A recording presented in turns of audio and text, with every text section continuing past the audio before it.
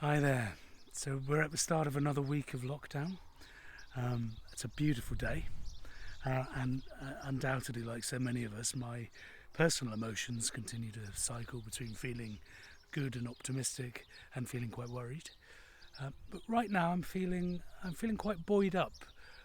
Having had some conversations this morning with clients who were sharing with me their admiration for their colleagues who've done a really good job of adjusting and to start creating a new business as usual, a new normality. Projects are stirring back into life and people are finding a way. And it's the mother of all invention after all, isn't it? So I think there is that to hang on to. And as the Queen said, quoting Vera Lynn, we will meet again. Um, and I thought I'd reflect in this little recording on the difference between a moment of communication and a communication campaign. Because really it's the latter that we need if we're to have influence with, to have presence with a group of people, especially if that group is dispersed in some way. So so what does it mean? Well, it means having core messages. It means thinking over time. It means thinking about our audiences. It means thinking about the different ways we may reach those audiences. And we think there are 6 questions that you might ask yourself. The first is, what are my goals? What am I trying to achieve? How will I know I've achieved them? What can I measure along the way? So having something that focuses the mind across the medium and the longer term is the hallmark of a good campaign. The second question, who is my audience?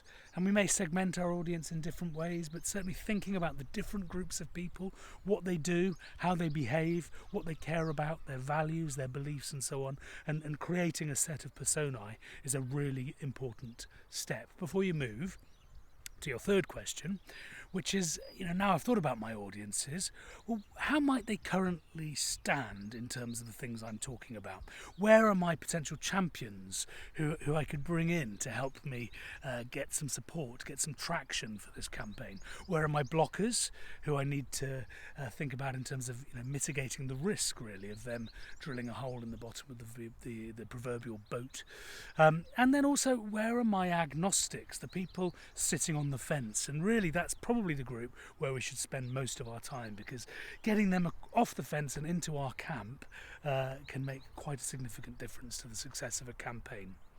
So we might then move to thinking, okay, so what does all of this mean for my message? In other words, how am I going to shape my message based on those different audiences, based on those positions that they currently may have in terms of what I'm saying?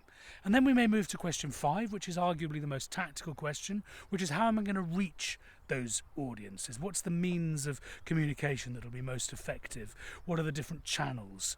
And having a broad variety of different ways of reaching people, again, is the hallmark of a very effective campaign. And then finally, question 6, how am I going to keep myself on track?